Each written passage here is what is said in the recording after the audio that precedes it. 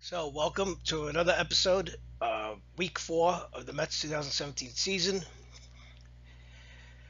First, for those of you who have been watching and subscribing, thank you very much. I told you before I make these videos for Met fans and baseball fans, whoever watches these. But I got to tell you, it's getting really, really hard to keep making these episodes. I mean, it's I hear when I hear my replay the episodes and I go back on them, I hear myself and it's everything's negative, negative, negative, and I really said should I be more positive? But again, what did the Mets display that should show that I, as a YouTube baseball analyst, would make me say positive things in these episodes? And I have said some positive things, and I'll say some positive things this episode.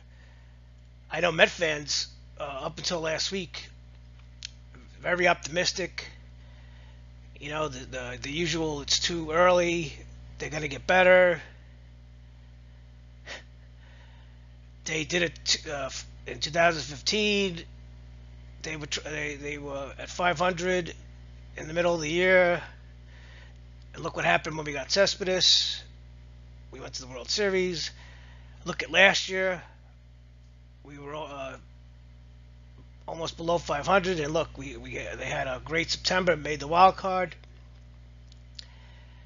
So why not do it this year again? Well, you think? I mean, listen, I admire Met fans for being so optimistic, but let me explain something to you from a realistic perspective. 2015, that miracle second half the Mets had when they got Cespedes, that second half by Cespedes himself, that doesn't happen every season. Guy hit 17 homers and drove 49 RBIs in 2 months, I believe. And everything clicked. Everything clicked for the Mets. And last year, I attributed the Mets winning a wild card slot to their favorable September schedule, where they played every team they played was horrible and done for. Well, I'm not going to fault them for winning games they should win, but it wasn't just that.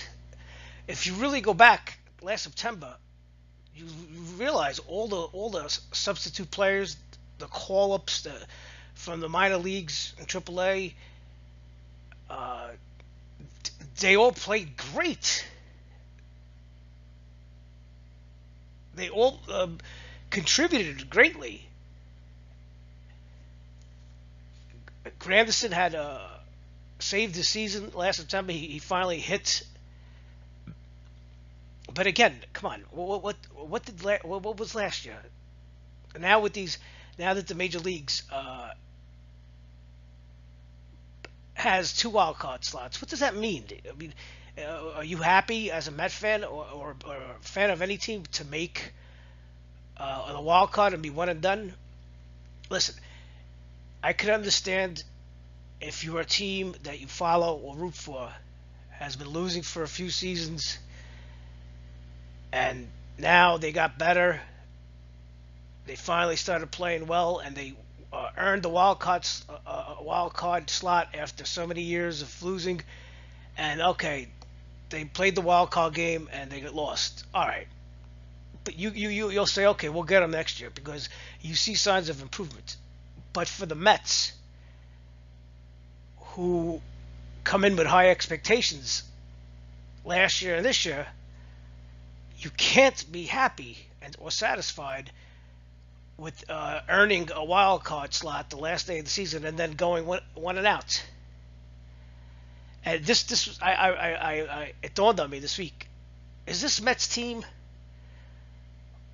are they overachievers or underachievers? That's really the question to ask yourself as a Met fan, as a baseball fan. I mean, listen, they have those three ace starting pitchers. We know about them: Syndergaard, Matt Harvey, DeGrom. When they're healthy, they're as good as anybody. They have Cespedes. You want to say Bruce. So those five players make the team competitive, and they're the one. Those five players contribute to the high expectations. But I mean, we really have to analyze now as we sit here on the first day of March 2017. Is this team really? Are we putting too much expectations on this team? Is that what all this tension and stress is being caused from? Putting too much expectations on this team? And you could see that the week started off appropriately. It was raining all day in New York. Heavy rains. The game got canceled, postponed due to rain. And the Mets came into that game, started the week, losing 8 of 9.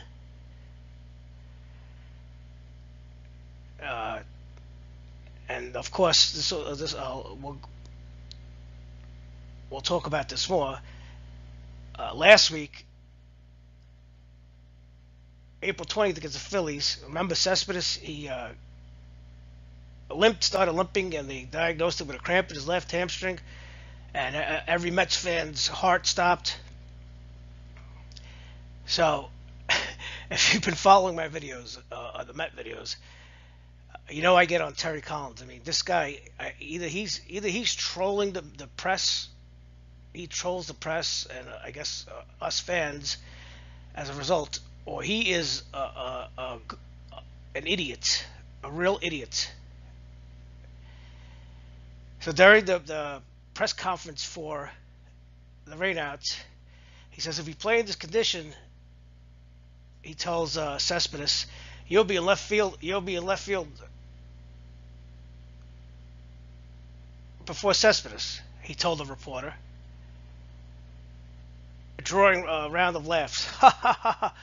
Oh yeah, Terry, that's so funny. Joking about your franchise player, the player who's carried you, and without him, you better start making your retirement plans early.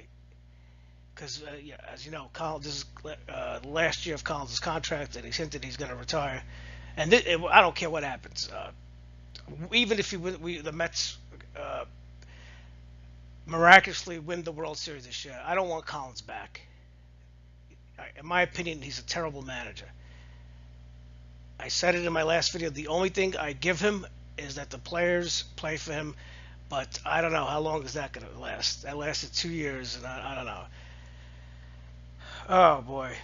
So the next night, play resumed. Again, the Mets going into the game Tuesday against the Braves had lost 8 of 9, and they lost. They lost again. They lost 8-2. They gave up 5 runs. 5 runs in the first.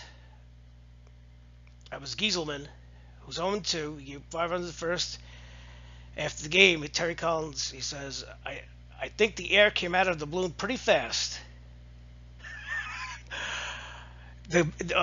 He always states the obvious. And yeah, with the way the Mets are playing, 5 runs, they should have just forfeited the game at that point and just saved everybody. They should have refunded every fan who showed up to the game, who actually bought a ticket. They should have refunded their money and just called it and saved everybody time. And then, listen to this quote. He says, I thought we were way too good of an offensive club to struggle this bad, said Collins, whose team is 8-12. He thought that this team was way too good of an offensive club to struggle this bad? What has he been watching the last 2-3 years? This Mets team stinks. They can't whenever they get 2 hits in an inning, it's amazing. I told you, they go into these horrible offensive slumps and lulls for games at a time, 4, 5, 6 games at a time, and then maybe once or twice out of 10, 11, 12 games, they go on, they break out, and I told you they make it look easy and everything clicks, and that's the team that maybe Collins pictures in his mind. But the reality of it is, this is a Mets team that averages 5 hits a game. Again, either he's trolling the press, indirectly trolling the fans, or he's a real idiot and he's clueless. So in this game, the Mets got Cespedes and Dono back in the lineup, but they still dropped 9 of 10 games. And this is going to tie into later on. Just remember that. They got Cespedes and Dono back in the lineup, but they lost. The Mets had 5 hits, and they're averaging 2.8 runs over the last 10 games. I bet you over the season, it's probably just a shade over 3. And in this game, Gieselman, he got rocked. And if you're a Met fan, don't direct your anger towards Gieselman. This he's a 23-year-old rookie. Okay, he gave up 6 runs and 10 hits, and walked 3 over 4 innings. His ERA ballooned up to 6.23. This guy, Gieselman, doesn't belong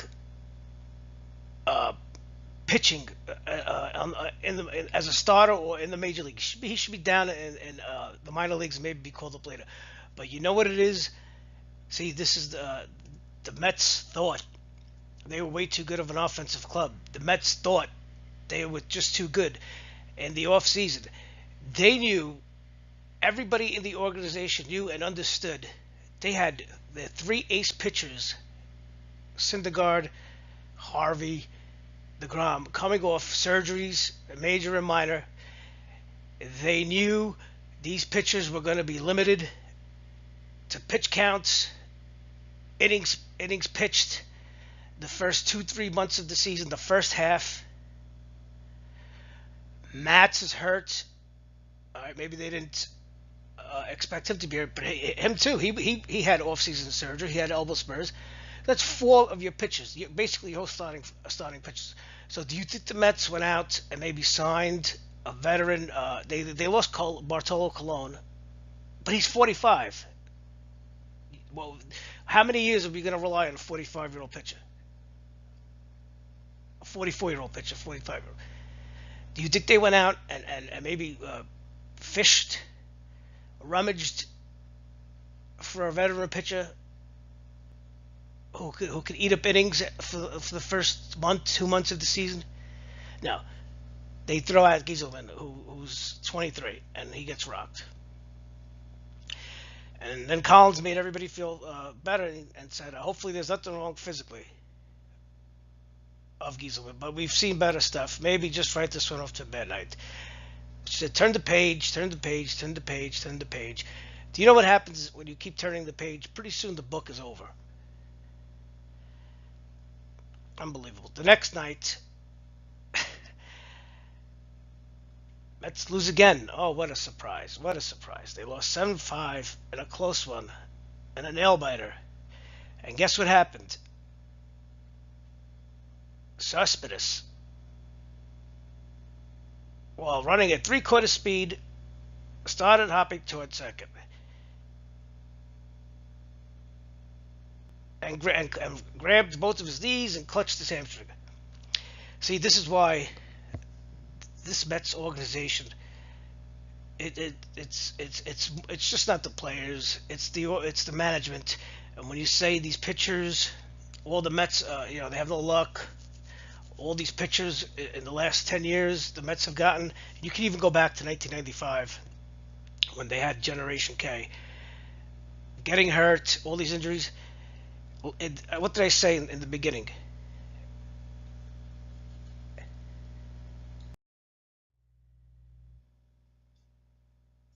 Last week, Cespedes, he had to be taken out of the game because he had a cramp in his hamstring. And you heard, I just said it before, he's joking around about Cespedes to the reporters.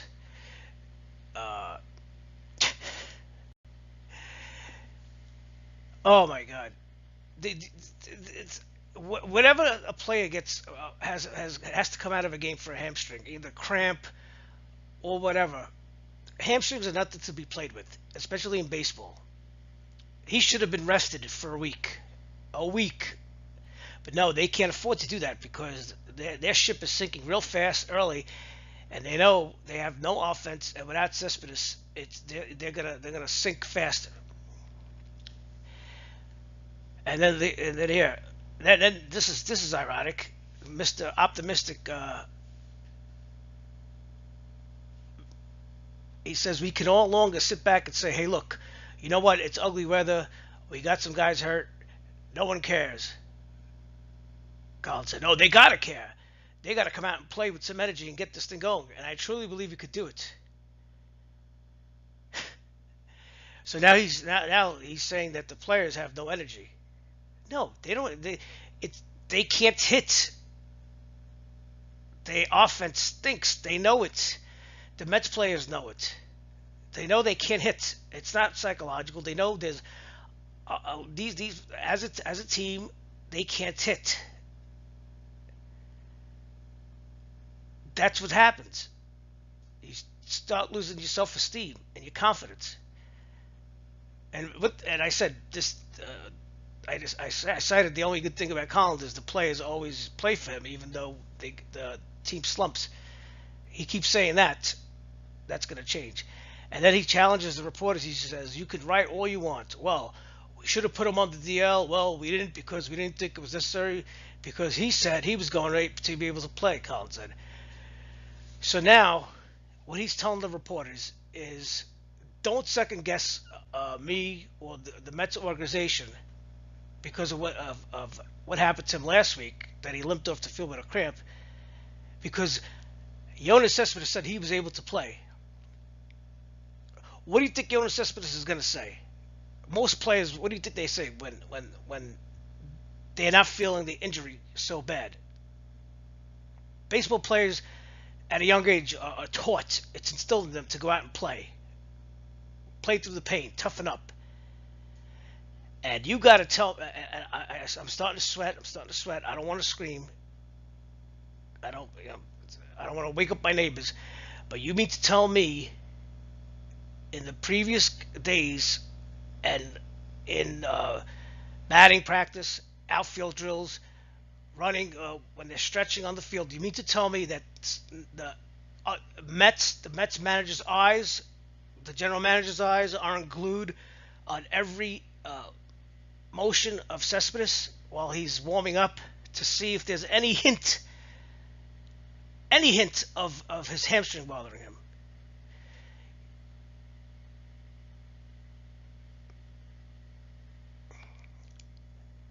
There's your answer. I mean, what, he was okay for the previous 4 days. It was okay. It was just a cramp. Or what? Are they trying to save money on MRIs now? Oh my God, it's ridiculous. It's tough being a Met fan.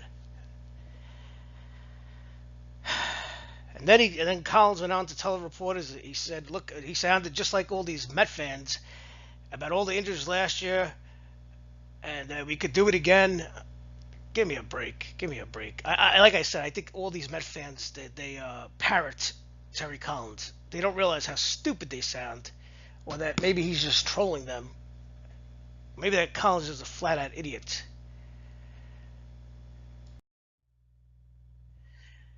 So then, all seemed lost. The Mets at their worst, rock bottom, losing to 10 of 11, and injuries to Cespedes. They put Cespedes on the DL before the game with a strained hamstring. I'll tell you what, just to let you know,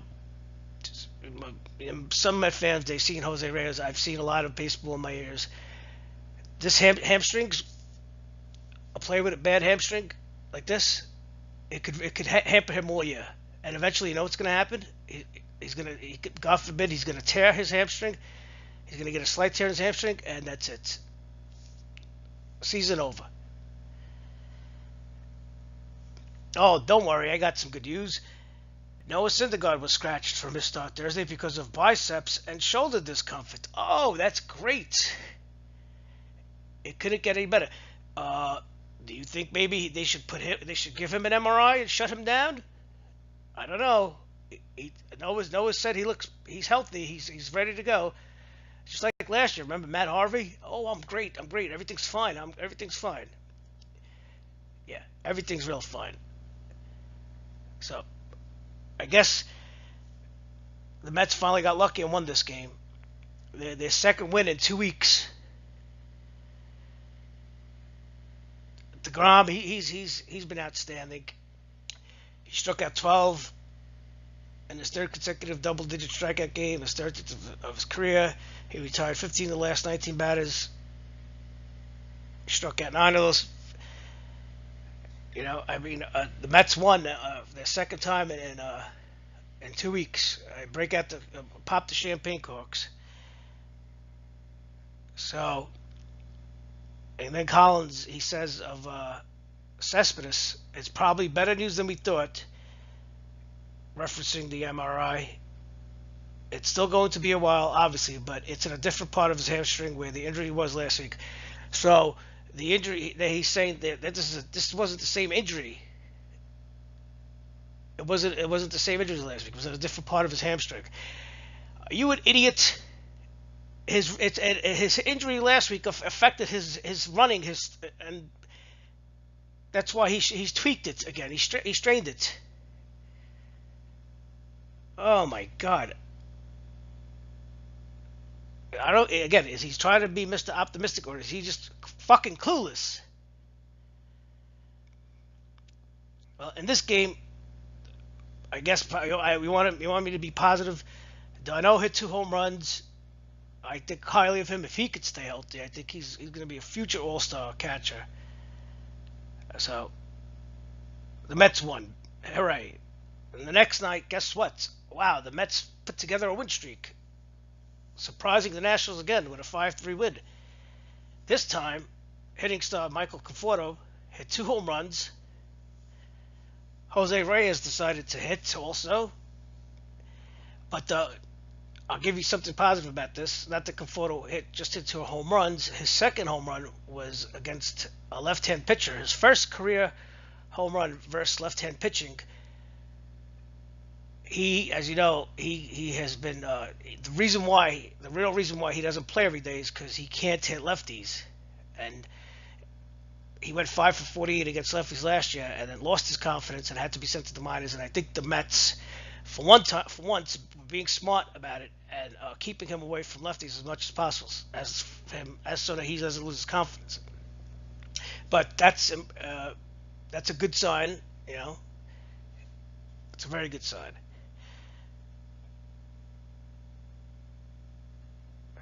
And of course, Collins is happy. He says that it's a good sign because the Nationals were red hot, and they beat 2 of their best pitchers in baseball.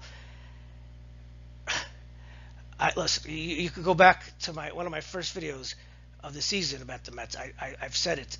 The Mets could look horrible against any team, meaning they could look horrible against the Braves or the Phillies, and at the same time, they could turn it around and put together these performances against the best teams in the National League and the American League.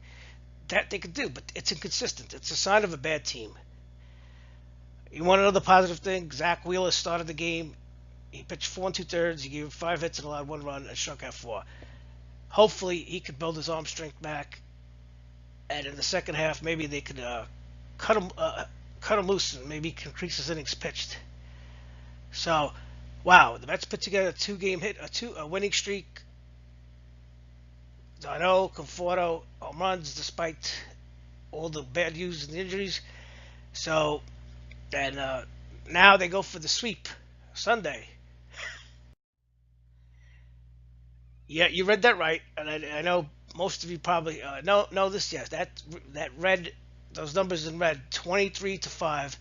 That was the score of today's game or yesterday's game. The Washington Nationals defeated the Mets 23-5. No, it was not the worst defeat in history, or it isn't the most runs ever scored. But I mean, this is what the Mets have to look forward to the rest of the year. Just think about it. They lost 10 of 11.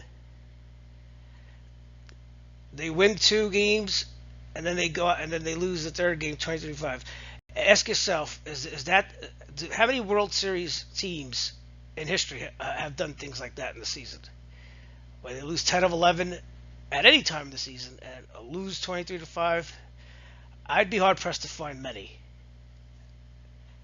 It definitely doesn't correlate, but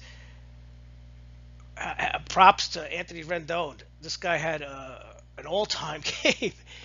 He went 6 for 6. I believe he had 3 home runs.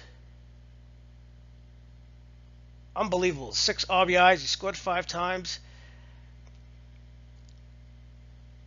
But and you see on the lower left, no Syndergaard. He had to leave the game. Unbelievable. Remember what we just said a few minutes ago? He's been bothered by his biceps and his shoulder. You think they send him for an MRI or shut him down for a week or two? No. Again, because just like Cespedes, they know if they don't go, they shut down Syndergaard for more than any extent of the time, their season's over. The ship is sinking. Right now, the Mets are in panic mode. It's all hands on deck. The season is at stake. And that's why they cross their fingers with these little minor injuries, and of course with the Mets, it's always worst case scenario. So let's hear from the higher ups. Sandy Olson says the preliminary diagnosis is possibly a lat strain. Oh, that's wonderful, Sandy. Maybe his next start or two, it'll turn into a rotator cuff injury, a rotator cuff tear. What do you think? We should start. Met fans, we should start a pool of which Met is going to get injured next and the injury. And Olson goes on to explain, which may or may not be related to his previous complaint, which was in his biceps. Again, you fucking idiots. Listen? Maybe it's not the Mets. Maybe it's not Collins or Anderson, whatever the fuck his name is. Maybe it's the trainers and the medical staff that the Mets fucking hire. Maybe the Wilpons are too cheap to fucking hire good trainers in medical health, and these guys don't know what the fuck they're doing. Cespedes, it was a different part of his hamstring. It's his fucking hamstring. And now Syndergaard, it wasn't his last week was his bicep. This is his lat. It's his fucking arm, his shoulder, the side of his body that he pitches with. You know what? The Mets don't deserve to have these talented pitchers. They don't deserve them. This Mets team does not deserve to have Syndergaard, Harvey, and DeGrom. They don't deserve them. And Collins and the team trainer immediately came out, and Collins summoned over reliever Sean Gilmartin. Oh, great! Collins did a sprint. He probably couldn't tell that something was wrong in the first inning when Syndergaard was getting bombed. Syndergaard was making his first start since April 20th. He was a late scratch from his last outing against Atlanta due to his bicep discomfort, and he felt fine on Friday, and he refused the fucking MRI. Did the players dictate the procedure to the Mets? The players dictate procedure to the Mets. They tell the physicians what to do. He refused an MRI. And you know what? You can't blame Syndergaard. He's a kid. He's a young kid. He's 24. He doesn't know any better. He just wants to go out and throw 100 miles an hour. At 24, you feel invincible. But and the Mets, Jonas Cespedes said he was okay to play, so we play him. Who cares that he's limping around? He says he's okay, so we believe him. And no Syndergaard, our best pitcher and a rare talent who throws 100 miles an hour every pitch. He complained of biceps injury last week, but he said it's okay, so we don't have to send him for an MRI. We can save money. MRIs are expensive. We'll save that money. Listen, I'm gonna have. I don't know. I'm not. I guess I'm trying to be funny because like I said, how much could you scream and get angry? And I'm gonna continue doing these videos. Again, I guess I enjoy my vent, and if any of you actually, any few viewers who watch this, I guess I make them for you. You could go back if you have time, skim back through any of my Mets episodes, uploads, and just listen to me talk. It's not. I don't rant for the sake of ranting. What I say is not coming from from space or conspiracy theory. Everything I say comes true. It's not because I'm Nostradamus or I'm a genius. Because I've seen I've been watching baseball for almost 32 years, 33 years. I've seen things like this before. I know about baseball. I've played baseball. I've coached baseball. I've done everything in baseball that you could do besides play professionally.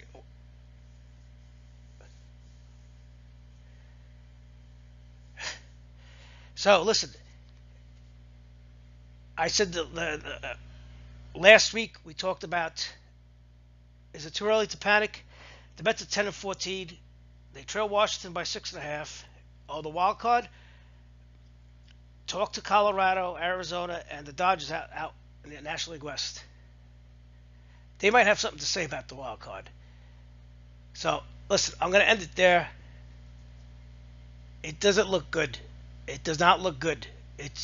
In fact, I think it's going to get a lot worse. All right, that's going to do it. Thank you for watching. Like and subscribe, and leave a comment. Tell me what you think.